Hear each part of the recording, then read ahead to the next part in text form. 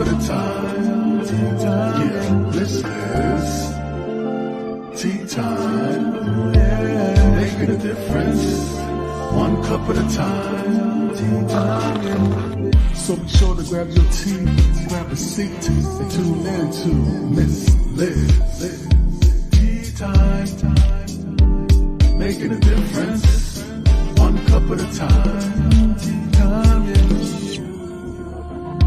Tea time.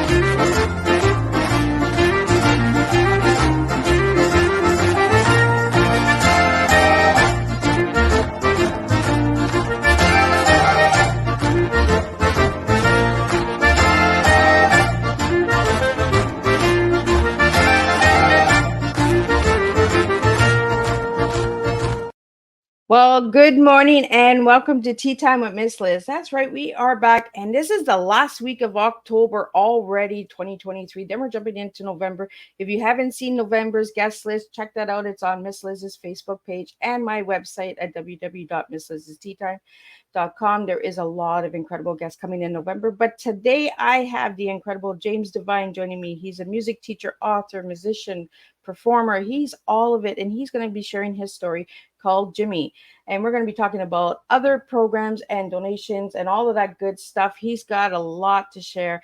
We're going to see some books because he has some hard copies, and I always like seeing the books along with you guys. So check out Miss Liz's YouTube channel. Give that a quick subscribe and ring that bell so that you're notified when all these tea times go live. So again, I want to thank everybody for joining me this morning for tea time. We're going to get started.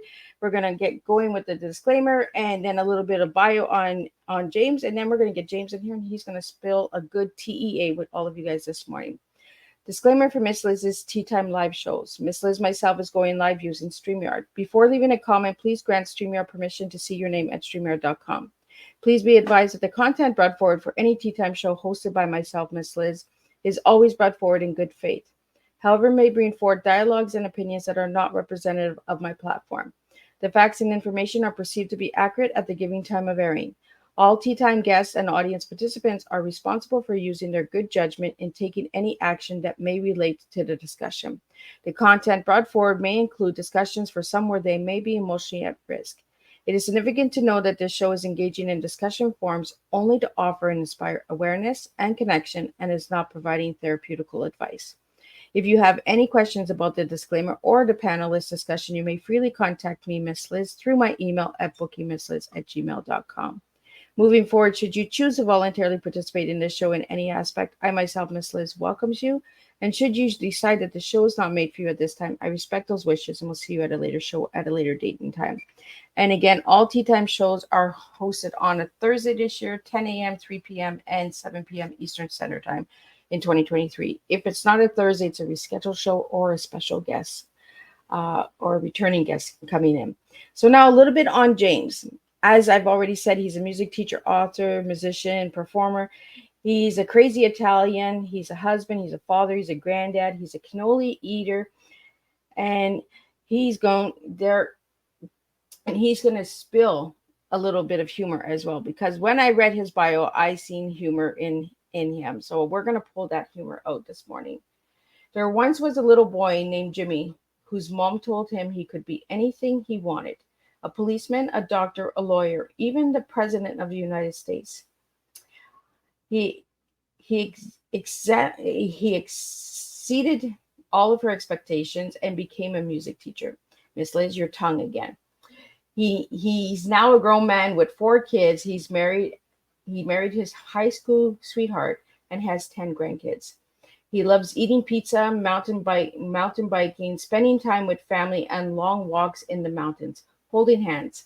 And sorry, he's reserved that for only one person, and it's not us. His shoe size is 9.5, but please don't send him any shoes, as you've seen in the video when we little intro. He'll tell you more about that in a minute. He's retired from full time teaching, but still teaches band part time at a charter school. The rest of his time is spent speaking, training, writing, podcasting, and performing, and often holding hands and eating pizza and cannolis. Now, for the boring part, boring adult stuff.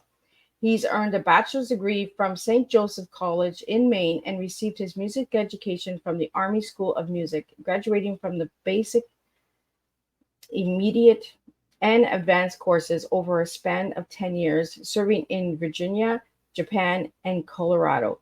He's retired from the Army Band in 2006, and he's earned a teaching license from Western Colorado University and completed a master's in music education at Southwestern Oklahoma State University. He believes in the value of lifelong learning. He's just not into standardizing testing. And you can check out more on all of James's stuff on Miss Liz's Facebook page, LinkedIn, all those good stuff. And let me get him in here, and I'm going to grab a sip of tea. Welcome and good morning, James. Good morning. Thanks for having me on your show. I get these tongue twisters in the morning. I think it's because I just waking up myself, and my tongue is just like, ooh, we're not fully awake yet. So, James, I want to start off every tea time like I do with all the rest of my guests. Who were you as a little boy, and who are you now? And then we'll get into your story of Jimmy. As a little boy, I was this shy, withdrawn, sad little boy. I have my favorite aunt. I'll come back to the little boy in a minute. My favorite aunt lived with us when I was a teen, and she's 11 years older than me and 11 years younger than my mom. And because she lived with us, I really got to know her well, spent a lot of time with her. But she always talks to me as an adult. And she said, you were so sad, and we were so worried about you when you were just this little kid, because you were just shy and withdrawn and worried about every little thing that happens. And now I would say, as a man, I'm a joyful man, enjoying almost every minute of life and the things that I have been blessed with. But it was a journey to get there. So that's where that shy boy comes in. We're going to get into that a little bit later in the show, but now I get it. And I always try to find out who my guests are as children and who they are now, because sometimes it resonates with who we are as adults, right? If we grew up in a hard life, then we want to be change makers. We want to be storytellers. We want to be that voice that we didn't have when we grew up, right? So I want to get into the story of Jimmy. Let's take you back to, when did you write it? How long did it take? And give us a little bit about the story. So the book you're talking about, the story in the book. So there's actually two. So Jimmy, it was written in 2012. And the journey that came about with that is everyone has their own healing journey and the things that are going to bring them healing. And I talk about being shy, but really that wasn't really my personality. It was more like a withdrawn, which is different than shy. My wife is shy, but it's not because she's holding herself back. For me, it was holding myself back. So it took me about 6 months to write it. It was coming out pretty quickly. I was writing, I think I had set a goal of 500 words a day. And I just started writing and sharing some of these things. And it came about because a lot of people had asked me, if you had a book about your story, I would get the book. But I didn't have a book about it. I had written some short articles and blog posts about it. I had spoken about my story since I was 30 years old. And not everyone's going to speak about their story. But for me, that was an important part of my journey. And so at 30 years old, I started sharing the story. And then finally, the book came out in 2012 is when I finally finished that book. Well, that was pretty quick. It just came out. Is that the first time you wrote your full story, like your full life story, Jim? That was the first time I had written my story down. I had shared about it for about 17 years at that point in front of audiences, small and large. And it was about 1998, I think, when I began sharing that story. So it was kind of a long process in it coming out, because it wasn't as soon as I started sharing that story. And in fact, when I go back to that first time I shared the story, it just was too much of the emotion was still there. And you want the emotion to be there, but not quite to the extent that it was maybe that first time. So the information that I found about the book, James, was there was abuse, there was poverty, forgiveness, redemption. So let's go through the stages of that. Let's start with the abuse and then go into the poverty and forgiveness and redemption. And then I want to get into the other books as well, because you have quite a few books and then you have other things. But let's start with what age did the abuse start and what type of abuse was it? So the I think everything in our lives kind of intermingles and comes together to shape us to who we are. So my dad, it started with my father, who was abusive to my mom. Now, he never laid a hand on me.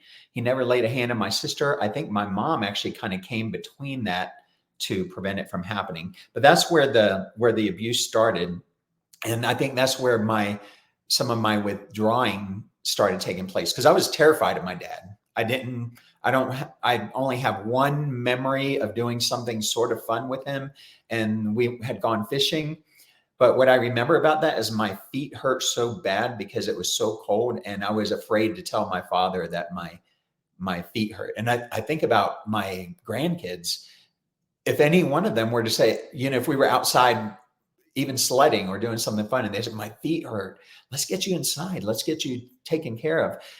But I was so afraid of even asking him to do that. And I don't really have any fun memories of him. I just remember kind of avoiding him. I do have a funny story about my sister, who has a totally different personality than me. And my mom says that one time my father sat me down around Christmas time and said, "Do you love your daddy?" And I said, "No, I don't love my daddy." And he said, "Well, Santa Claus isn't going to bring you anything." And I said, "I don't care if Santa Claus doesn't bring me anything. You're mean to my mommy, so I don't love you." And then he sat my sister down and said the same thing. "Do you love daddy?" And she said, "No, you hurt mommy, so I don't love you."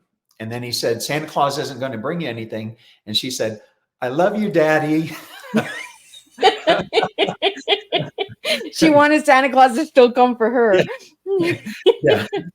So we escaped from him. My mom's from Naples, Italy, and we went back because she didn't really have anything. She had less than a first grade education. She didn't have very many resources here, or she didn't know the resources that she could have and get. So we went back to Italy and lived with relatives. Now, Italian relatives, they're cool because they will lay out an extra mat. A lot of the apartments are already small, so like the living room doubles as the kids' bedroom, and you have a lot of the Murphy beds that just pull out of the wall. So we went from this relative to that one, and we'd stay with one a couple of months, stay with another one a few months. We'd have our own apartment, but my mom maybe figured she couldn't afford to keep it going, so then we'd go back to living with somebody else. So in a way, we were homeless, not the living under a bridge homeless, but if you look up the definition of homeless and you don't have your own place to stay, that fits under the definition too. Now, as a kid, I was 5 or 6 years old at this time. That didn't bother me that much because my tummy was always full. I had all these cousins to play with, these aunts and uncles who entertained me and spent time with me. The only thing I can look back that was really a drawback with that as a kid. Now as an adult, I can see that was a very difficult time for my mom. For me, I had like a rotten tooth, and my mom couldn't afford to pay to have that treated or pulled out. And so they'd kind of look at it, or someone would look at it and just say, "Well, we'll chew on aspirin." And that would bring kind of temporary relief. That's the only, and it wasn't like a terrible throbbing 24-hour a day type of pain. It's just sometimes it would flare up and cause some trouble.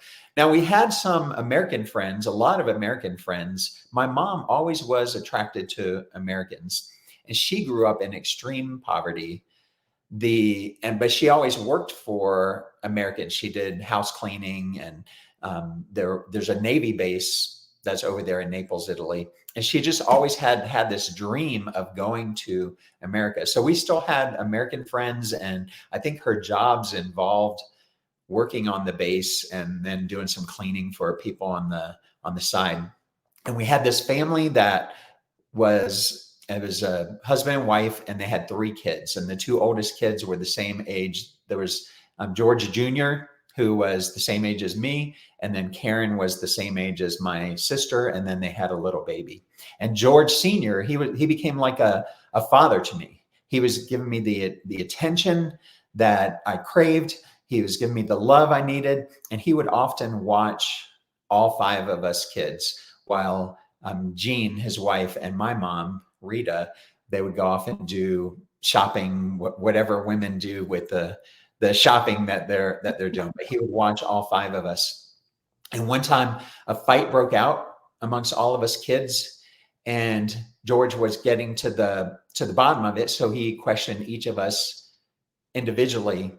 And I was crying already. Like, I hated getting in trouble. I still am that way. I have to realize when the principal calls me into the office, it doesn't mean necessarily I'm in trouble. Yeah, I'm not in trouble, right? Sometimes it's just, let me ask you about the budget, or let's try to figure out your schedule, or something like that. But so I was crying, and George was wiping the tears from my eyes and giving me a hug. But then he raped me in that bathroom floor. I can't describe to you the pain. It's for your heart. It's like your heart being ripped and torn in 2. And kids are resilient. I was 6, I think, when the first time happened. Kids are resilient. And so he would tell me he was sorry. He said, "This will never happen again." And I believed him every time. We ended up moving to Norfolk, Virginia, because my mom knew a lot of people there. George and his family also moved to Norfolk, Virginia about the same time we did. And so the abuse continued from age 6 to about age 9. And then George moved away and the abuse stopped. And you would think when that has happened, when the abuse has stopped like that, that now the healing's going to begin. You're moving forward. Just like if you cut yourself with a knife, when you remove the knife, then the wound heals. You might have a scar, but it ends up healing. Emotional wounds and spiritual wounds are not always like that. As I became a teenager and went through puberty, I understood more of what George had done and how he had violated me. And I began to hate him with a passion enough to want to kill him. And this didn't coincide with my faith. My faith told me forgive, but my brain and my emotions were telling me kill.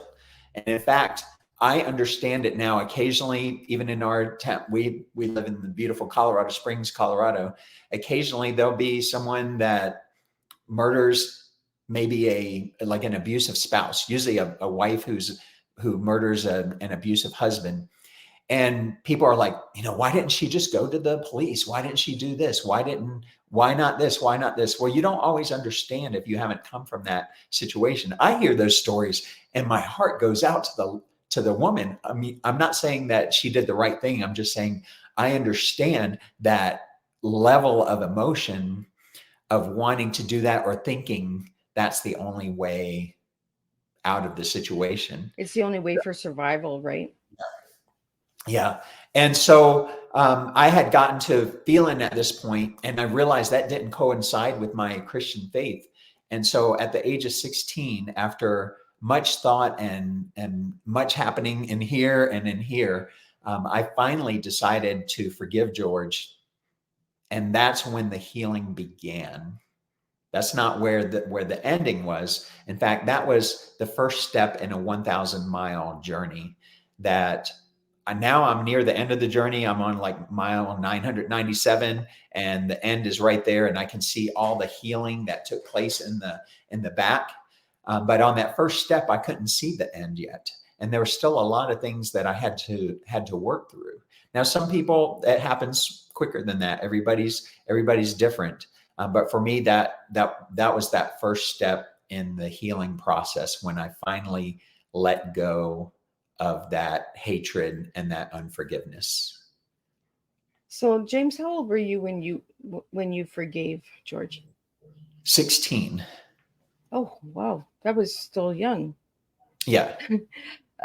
Your story resonates with me because I am a survivor of domestic violence, and I got to that point where I wanted to kill. You get to the point where you're like, it's either me or him. It's either me or her. It gets to a point where that's all you want to do is just, how is this going to end? How is this pain going to end? Somebody has to go. Somebody has to be taken out. And it's not because you want to kill. It's because it's your form of survival, your Right. form of saying, this is the only way it's going to end. The pain is, and I'm so glad that you forgave.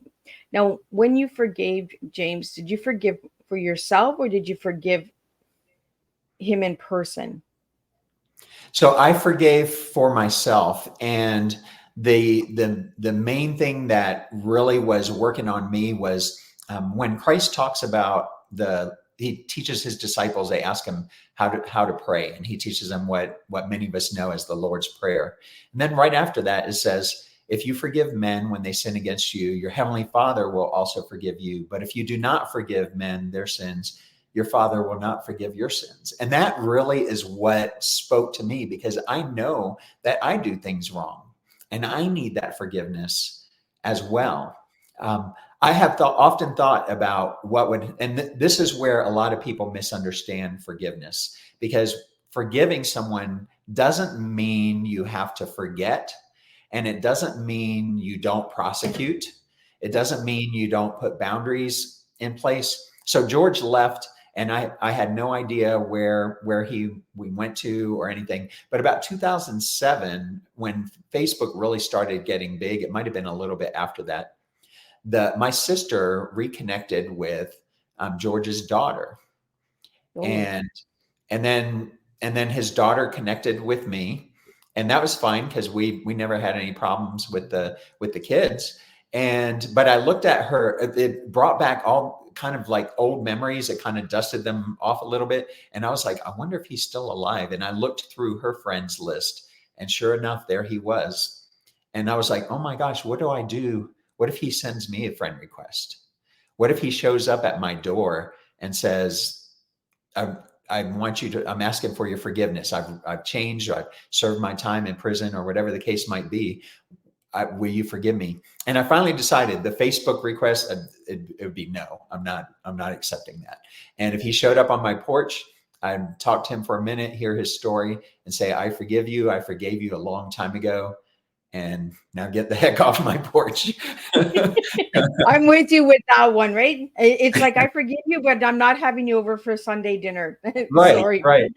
right. There's times where that would happen. Like I see people who maybe they had a beef with a sibling, and not to the extent of like physical or sexual abuse, but just something, and they don't even remember what their argument was about. And now it's been 30 years. In that case, you might forgive and then say, hey, let's go out for lunch or dinner. But I think there's some things that are so grievous that there's not going to be a chance for reconciliation in those cases. So did that open up old wounds again once you've seen him on Facebook?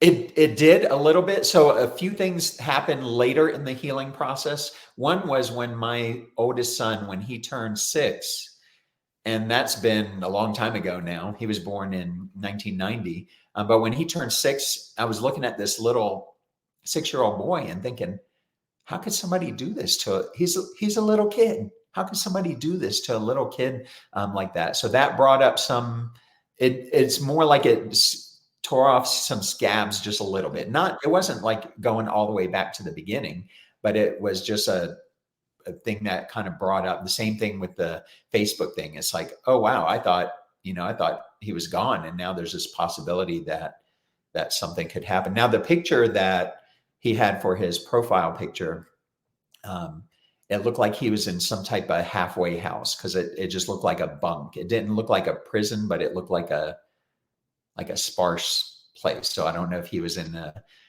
release program or something. And unfortunately, his daughter died not too long after that, and she was only in her late 40s, I believe, when she died. So, James, we have a question here. Were you the only victim that he accused that he went after? So the interesting thing is that if you do, I did a bunch of study of this in my 20s and 30s. I read every book about this. People who had similar stories, and very rarely does someone just have one victim.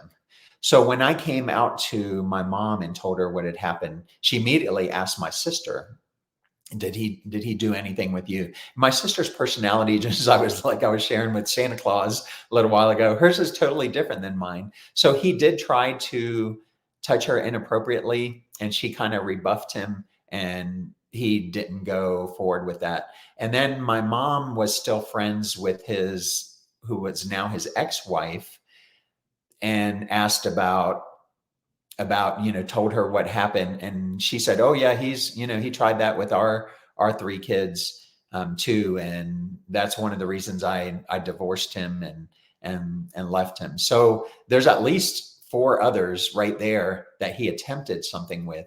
And that was why when I was 30, I wish I would have done this sooner, and the laws have changed a little bit now, but when I was 30, I actually I was still in the Army, and I went to the military police, and I said, I've got this thing that happened. It happened on a military base in Italy, but a crime that happened, and I'm worried that other kids could possibly be involved. And at that time, the way the statute of limitations worked, it was from the time the crime had happened.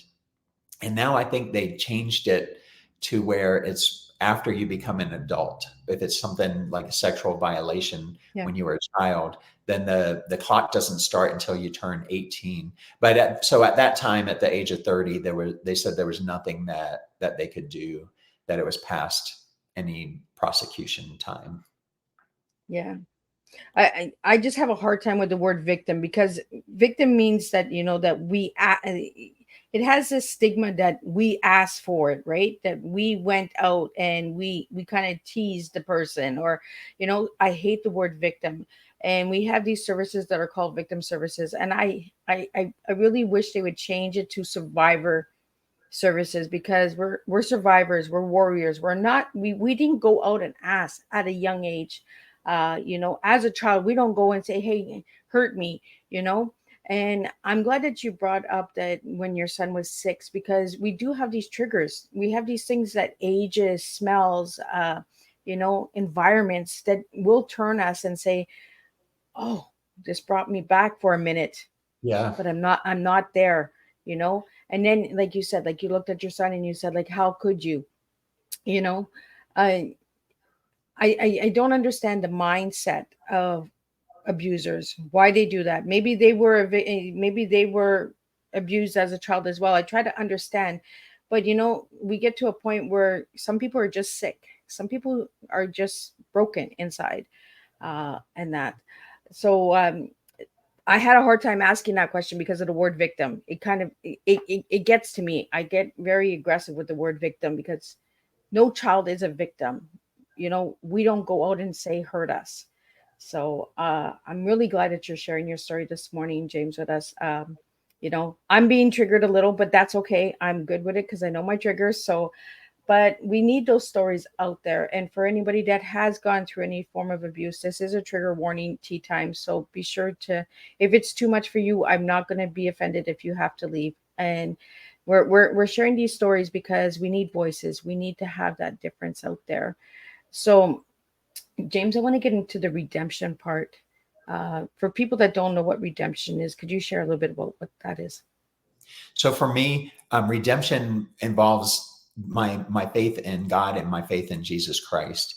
And there's a renewal that happens when we realize, and that this is where that verse I was mentioning earlier about forgiveness, forgiving people when they sin against you, if you want that forgiveness, that is when the healing starts. So probably a good way for me to describe it is we talked about the knife wound. If I had the knife and I stuck it on my arm and then I just left the knife there and tried to bandage around it, but the knife is still stuck there in my arm, the healing's not going to take place. It's going to continually cut and get infected and cause all kinds of problems.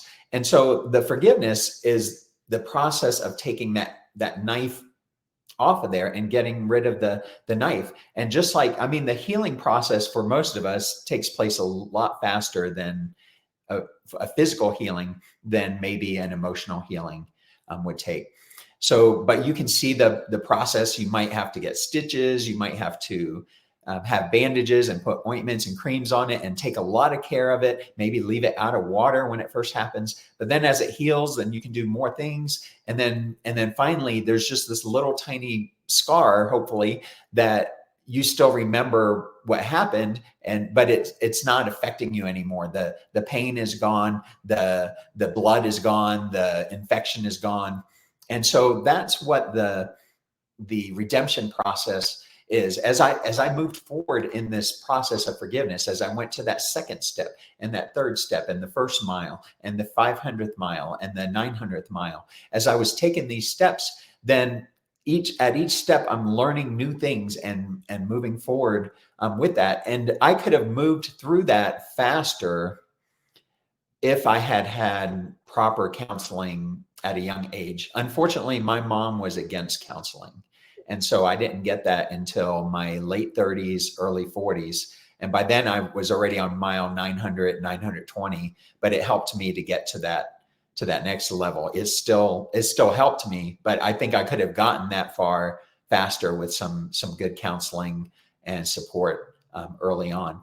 But redemption is a process of changing your heart and you taking what you're learning from that and then changing how your life is, changing how you move forward and how you there's a lot of mindset changes that had to take place for me, probably because of my father's abusiveness and then what happened to me with George. I had terribly low self-esteem, and I I still struggle with it. It's a tenth or a 20th of what it was when I was younger, but I still struggle with that. But I have to realize now it's like I use my brain and the things I've learned from studying the Bible, and I tear down I demolish those strongholds, and and then move forward, walk over them or crash through them, or sometimes go around them. But it's that process of having that mindset of overcoming through the power of God and through the power of Jesus Christ and moving forward to what the next step is in life. Well, I'm so glad that your faith saved you. You know, the that's the only person who can really save us is our good Lord God. You know, we have to turn to Him and ask Him why. And sometimes He'll just look at us and say, "That's your story. It had to happen." You know, because if it hadn't have happened to you, James, you would not have the story to share today. You would not have that voice to share and save somebody else. And this is why sometimes we go through our struggles, we go through poverty, we go through the hard times. And back in the day, a lot of our parents were told what happens behind closed doors stays behind closed doors. We don't bring any shame to the family. We don't bring any of that, you know. Um, I grew up with all of that being told to me, and I'm sure that's where your mom was coming from too. Is that, you know, like it happens, we just keep it hush and we move on, right? We just move on. Um, Being a woman of survivor of domestic violence, I can understand where your mom's coming from, right? Because it was keep the peace. You know, she didn't want any more of that. that struggle coming her way. Right. Uh, over the years, James, have you gotten back in contact with your father?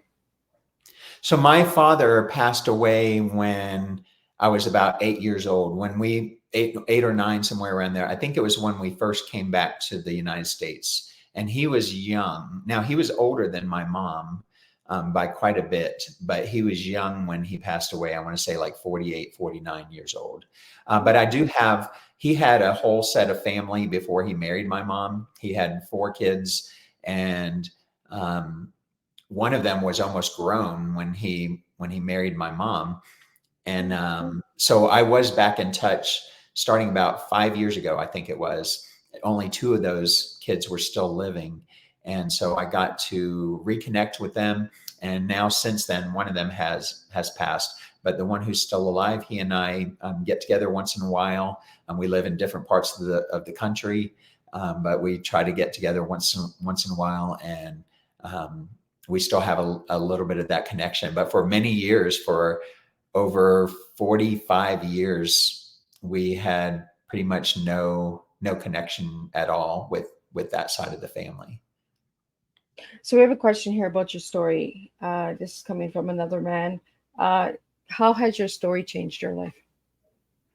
It has made me really become a devoted father, a devoted husband, and my grandkids, they're like the light of my life. I can't imagine not having them in my life. It's also made me really have a compassion for kids, and especially kids that are going through things where they're abused. And maybe that's what led me to becoming a teacher. And I've been this is my 26th year, even though I'm only half time now. The 25 years I did was full time. I think that's what kind of led me into that career field, is making a difference, knowing the teachers that made a difference in my life, who cared about me, and some of them knew about my story, and the compassion and care and encouragement and the high standards they held me to, all helped me to be the man that I am today. Wow. So I want to get into your tea, and then I want to get into teachers, teaching and all of that, because you're a music teacher, and I don't get very many music teachers. I get history teachers, math teachers, English teachers. I don't get music teachers, but I want to get into your tea. So if I give you the word TEA, what words would you give me this morning, James? So here's the words that come to me. For the T, the word testimony comes to mind. There's someone who coined this expression, and they said your test leads to your testimony, and the testimony is your story about what has happened to you. And so we all have a story. Probably the most recent thing I can think of that came up in our society was all the things that happened around George Floyd. And I had some Black friends. I really wanted to hear what their stories were. Some of them I had never heard their story. I have some Black friends who never experienced discrimination, or at least not in like the last 30 years. And they talk about things maybe when they were a kid. I'm talking about older people, like in their 70s. And then I had other friends who said, where I live, we experience it all the time. So that each of them has a different story and their testimony and the tests that they've gone through. The E for me stands for every moment. So every moment we have is precious. We don't know how long we have on this earth. We don't know when an accident or an illness could take us away.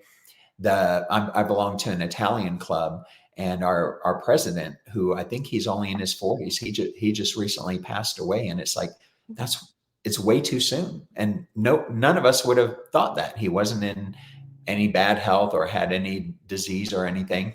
And so every moment, live in that moment, because we don't know what we'll get. And then the A for me stands for action. So just like everyone has had their test, at some point you have to take action to get out of that and move forward from that. You can't just sit there and whatever happened to you, just say, this is what happened, so this is who I am. I can't help it. You have to take that and move forward. And I've seen so many people, including my mom, who remained stuck in her life because she didn't take action. And it was always tomorrow, next week, after this appointment, I'll take action. And then her last 25 years of life, it was just kind of wasted. She kind of locked herself in her house and went out to church and the grocery store, and that was it. And her health reflected the things that she had held on to for all her years of life.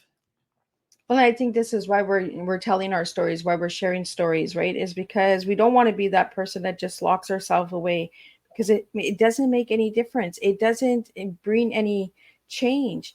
You're actually passing with the pain. You're not releasing. You're not letting go. Right. You know, and it's sad because a lot of and the older generation does that. They die with the pain, they die with that story, they die with the abuse. You know, they don't have a voice for it.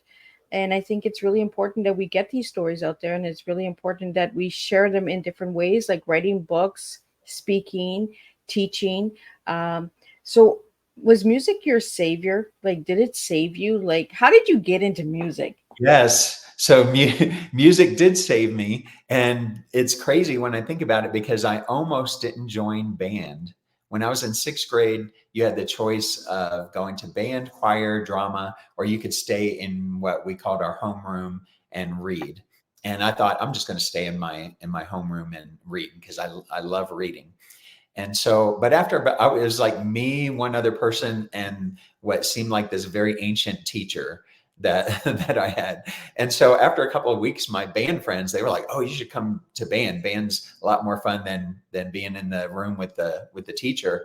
And so I joined a couple of weeks late, and then I found out that I was good at it. So it saved me, because it was something that gave me self-esteem. Now, I didn't know in sixth grade I was going to do it as a career.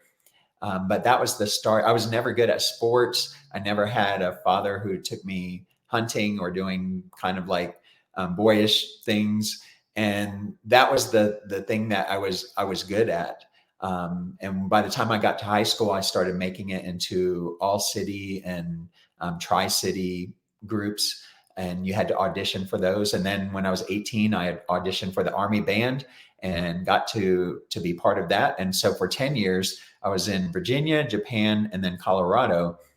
Basically, my job in the Army was to perform. We did usually 150 or more concerts every year in those three areas. So it was something that I was good at, and something that and has ended up being now a career for me for 37 years, with the teaching and the performing. So, James, you like the saxophone. So, what is it about the saxophone? You know, I was just speaking to a group yesterday, and I started on clarinet in sixth grade. And then in seventh grade is when I switched to saxophone. And she asked me that same question. Why did you switch to the saxophone? And I said, I'm not really sure I know. But as part of that speech that I gave, I also play a song, and I have this 100-year-old saxophone that I talk about how the saxophone is scratched and dented, and it has 2 or 3 different colors on it. And it looks like it's a piece of junk. And then I play it, and these beautiful sounds come out of it. And so she actually answered the question for me when I said, I don't know why I picked saxophone. She said, I think I know why. She said, it's such an emotional instrument. And she said, you're able to express more of what you've been through the saxophone than maybe you could out of the clarinet. And when I thought about it, it's like, that makes a lot of sense, because music says things we can't speak with our mouths sometimes. And in fact, sometimes if I have a hard time and I've had some really difficult times in life, I'll just play some songs just for myself, not even practicing, just playing some songs. And it relieves me, and it helps me to feel better. So that's probably the emotional sonority of the saxophone. That was probably a big figure in that. So we have a question here. Does anyone in the family play the saxophone besides you? One of my sons played saxophone in high school. He doesn't play anymore. All 4 of my kids are grown now. And the other two of the other kids played something different. But I do have some music in my background. My mom says that my father was a drummer and Oh, would play as like a just as a hobby in some of the bands close to where we were growing up. And then there's quite a bit of music in my family. One of my cousins, of my favorite aunt, the one I was talking about earlier, he's a musician and majored in music in college. He's much younger than me. He's about 25 years younger than me. The And I have another cousin who lives in Italy, and she just graduated from music conservatory, and she sings and plays the piano very beautifully. And we've talked about that we've got to get the three of us together to do some guitar, piano, singing, and saxophone, and put that all together. oh, that'd be really cool. So, James, I want to talk to you about your other books because you have quite a few other books. So, if anybody would like to know more about the books, you can check out his website. It is listed here on the screen, jamesdevine.net. It will also be in the description boxes for the audio listeners out there. But a couple of your other books that you have out there is Sad Boy, Joyful Man. Why don't they teach that in school? I can only imagine the Saxophone Diaries. You have some incredible stuff. Thank you. So, what book do you have available over there that you're going to show us this morning? I'm going to show them all to you, and I'll just talk briefly about Awesome. each one, if that's okay. So these are the main ones, and really the Sad Boy, Joyful Man one is really this one, but the condensed kid version of it. So you can, I don't know if you can see it on the Ooh, video, but it's yeah, much big thinner. difference. And it's kind of a little bit sanitized to fit more like middle school readers. And it's got my story. Now the Saxophone Diaries, it's kind of like a self-improvement book, but also combined with stories of my career when I was in the Army band, lessons I learned from some of those stories. So this one is more like a bathroom reader because I think they're all like 3 and 4 page chapters. And there's quite a few stories in that one. This is a fun one, and it's called I Can Only Imagine My Italian Life. And it started off as a joke. There was a movie that came out a few years back called I Can Only Imagine. And that my brain works in funny ways. So as a joke, I put a Facebook post and I said, I'm going to write a book called I Can Only Imagine about my Italian life. And a bunch of my friends were like, oh, where can I buy it? And so I started thinking, do I have enough stories to put that together? And I started sketching out some stories, and it's like, yeah, I have a very funny Italian mom I grew up with a bunch of funny stories that but some of them my wife and I continue to tell. And we were talking about how our grandkids, they're not going to have experienced it, and they're just going to say, grandma and grandpa are weird. They sometimes talk in this funny accent and call things weird names, but it's just kind of like my wife's and I inside joke about things. So, for anybody out there that doesn't know what a cannoli is, what is a cannoli, James? A cannoli it's kind of a pastry shell, probably about this big. Think of it almost like a waffle, but baked to a crispiness. And then you fill it with a ricotta mixture with some, it may have sugar or honey in it. You might have some almonds or even chocolate chips in it. And you shove that into the shells. And so then you eat those cannolis. It's that you can kind of, maybe this will be the funny picture of me eating some cannolis. So that's what they look like. I've tried them and they're amazing. Like if you go to a bakery, there's so many different flavors out there, but sometimes there's just not a good. Have you ever had a bad cannoli? I've never had a bad one. I've had great ones and good ones, but I've never had a bad one. Yeah, I haven't had a bad one. I've had some that are better than others, but I have a little sweet tooth that I need to back off, right? Health reasons. So we got to just slow that down. So I want to get into, James, I want to get into the shoes. What's with the shoes? So I think one of the the things I decided is that I didn't want to really grow up. I think some adults get too serious about themselves and about their lives. And just like almost anything that if you talk to any comedian or anybody, most of the time they take stuff from real life experiences. And that's what makes it funny, including like my stories about growing up with my Italian mom and everything. But a lot of people, they just become too serious. So I decided that I was going to act my shoe size and not my age. So my shoe size is 9.5. And one of my granddaughters is 9, and it's just almost like the perfect age because she can do everything herself. She can even cook simple things and take care of herself and everything. But things in life make her laugh. And she doesn't take life too seriously. None of the grandkids do. So I've decided I want to be stuck at 9.5. I like it. And I like the sense of humor, right? We got to put some humor into some of the heavy stuff we've been into in our lives, you know? We got to throw the humor in there. And I do it all the time. I crack some dark jokes and people are like, how can you make fun of that? And I was like, you know what? It was a little too dark for me and I'm scared of the dark. So I'm going to get out of it and I'm going to get into the light and I'm going to have some fun.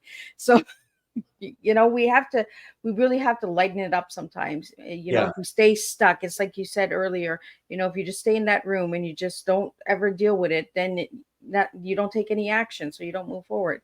And you've taken the action. So you also have a podcast and you have a donation thing on your website for if anybody would like to make donations for the music, or if they like the podcast or they like the episode.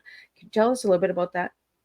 So the podcasts are very specific. So if we have some music teachers who are listening, there's one called the Music Ed Podcast, and that one has been out for 11 years. And I wanted to put that together because I was starting to feel like I wanted to help younger band directors when I finished my master's and felt like I was starting to finally understand what I was doing. So I created that podcast. I think I've had about 175,000 downloads over that 11 years. And another one is a very brand new podcast because I love coaching young teachers, and it's called The 2-Minute Teacher. Now, I don't ever have guests on that one because the goal, and I tell people they can get their money back if I ever go over 2 minutes, but every episode is 2 minutes or less. And it's just a quick tip that a teacher can incorporate in their daily teaching practice. Now, the fun thing I have that you didn't mention is my YouTube channel, and I post 1 or 2 short teachings there a week, and some of them are really funny, and some of them are just that it's aimed more to like teens and young adults, but it's just kind of fun things to help them in their lives. So what's your channel for YouTube? I think it's James Divine. James Divine. So anybody that's listening or watching the replay later, check out James Divine. And I'm going to check out that 2-minute teacher thing because I did not see that. So I'm going to check that out. But you also have speech coaching available for anybody out there. So could you tell a little bit about that before we wrap up? Sure. So I've been doing public speaking since about 1998. And it was a part-time basis for most of the time that I was teaching. And now that I retired from full-time teaching, I have the half-time job. I'm focusing on that a little bit more. So a lot of people are terrified of public speaking. And so it's just a way for them to get some coaching if they're preparing either for specific speech or just want to get better at speaking, or maybe they've never given a speech and maybe they're the head of a department, and all of a sudden they've been told, hey, at our yearly banquet, you're going to deliver a 10-minute speech. And so it's just a way to help them out. Oh, I did just notice, I looked at my notes here. You have 2 books, I believe, or are they programs? 40 Cheap Dates and Why You Should Know Them, and 40 Ways to Make Money as a Musician. So is that a book or is that a program? Those are both ebooks. So I don't have anything to show for those. Those are both ebooks that can be either, if you go to my website, there's a books and courses link. and or you can find them on Amazon as well. And then there's this one that I forgot to talk about. This is kind of a program, and it's for teens. It's called Why Don't They Teach That in School? And it's got 25 lessons of like car maintenance, how to cook simple foods, how to sew on a button, how to write a thank you note, how to apologize. And it's got a short video that talks about it. So the kids could study it on their own, but then there's also kind of an assignment for them to do. So for example, the how to write a thank you note, then they're supposed to actually write a thank you note to somebody. Oh, I kind of like that. Can I see that workbook again? Sure. Why don't they teach that in school? And it's available digitally. This is the print version I have, but on the website, it's a digital download, and it has all the links to the videos and the workbook that comes in PDF format. And the book that we talked about this morning, could you show that again? The Jimmy? Jimmy. So how did you get the title of Jimmy? When I was a young boy, everybody called me Jimmy. So I just thought it was a good representation of that being that wanting to be my shoe size and yet still being this adult. The only people who call me Jimmy now are my sister and my nieces and nephews, and then people I grew up with. They still call me Jimmy. I think when for a while I was probably one of those too serious adults, and I didn't want to be called Jimmy anymore. And then as the grandkids will settle themselves on what to call you, but I think I would have wanted to be called Papa Jimmy. So they don't call me Papa Jimmy, they call me Grandpa. But I do have an alter ego who is Papa Jimmy. And it's my Italian grandfather who's 97 and shows up sometimes at my speeches. He looks a lot like me. I kind of like it, Papa Jimmy. So your grandkids, they call you Grandpa or they call you Papa? They call me Grandpa. They call you Grandpa. And some of that was because the confusion. They have another grandpa and they call him Papa, I believe. So James, what's a final message you'd like to leave with everyone today? Whatever you have been through, and however old you are or young you are, don't let yourself think that you have to be stuck where you're at today. It's not too late. I had a distant relative one time who spent some time in prison. He made some stupid mistakes, and he was 45, and he went back to live with his mom. And he's like, James, my life is over. I'm 45 and I just got out of prison and my life is over. And it's like, no, you're not. You're 45. You still have 40 years left. Maybe you don't know what you have left. And so whatever has happened to you, with whatever power you can, move forward from where you're at today into your best life. Your now doesn't determine your future. Well, I really want to thank you, James, for joining me today and sharing your story. And for all the listeners and viewers out there, I want to thank you for tuning in as well. Without all of you guys here, I would not be able to do what I do. I would not be able to bring these incredible teas to the table with your listening and downloads and all that. You have brought Miss Liz to the table even stronger each and every year. So I want to thank you, James, for bringing your story to the table and having a voice for the men out there. And I want to thank all of the listeners again for your questions and comments and support. We do have a second show coming at 3 p.m. Eastern Standard Time, and then we have a third show at 7 p.m. Eastern Standard Time. I do 3 shows every Thursday, so 3 different TEAs. So James, before we wrap it up, if anybody would like to get a hold of you, how can they reach you? The best way to reach me is through my website, jamesdevine.net. All kinds of information is there on the products and courses and how to book me for speaking, but everything's right there. Well, thank you again so much. It was a pleasure having you. Do not leave. I'm going to just wrap it up. We will be back this afternoon with Devin Moore coming in from the United States. He'll be talking about Race to Speak Up. We'll be talking about bullying prevention. And then tonight we're going to be taking the ship onto the sea, and we're going to be joined with Nancy Soul, and she'll be talking about how she works on the sea as an entertainer, and she's also into jazz and all of that. So it's just been music and voices and stories that are going to be making a difference around the world. So Tune in. If you haven't subscribed to the YouTube channel yet, give that a quick subscribe. Check out James's YouTube channel as well, James Divine. And again, your story does matter, and we all make a difference when we start sharing. So until then, I will see everyone at 3 p.m. Eastern Standard Time for the second show of today.